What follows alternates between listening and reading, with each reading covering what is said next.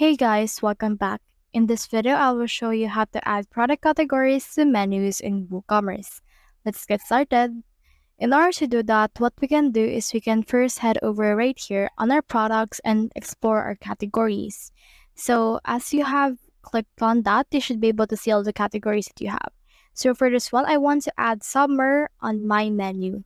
So in order to add that, I just need to scroll down on my dashboard on my left sidebar right here until I can see the option right here for appearance. So here's appearance right here. Click on this menu, and then once you have click on that menu, you should be able to see the settings for that.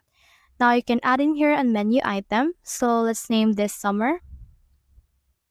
And let's automatically add a top level right here, and we can also add it on our header. So let's create this menu right here. And once this menu has been added, you should be able to see that right here. So this is our menu. So we just need to head over and add this page to that. So this is our summer category. Let's click on this add to menu right there.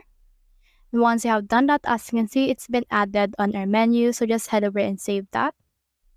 And then from in there, you should be able to see all of the menu items that you have available for now.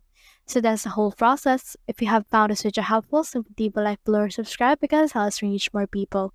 See you soon.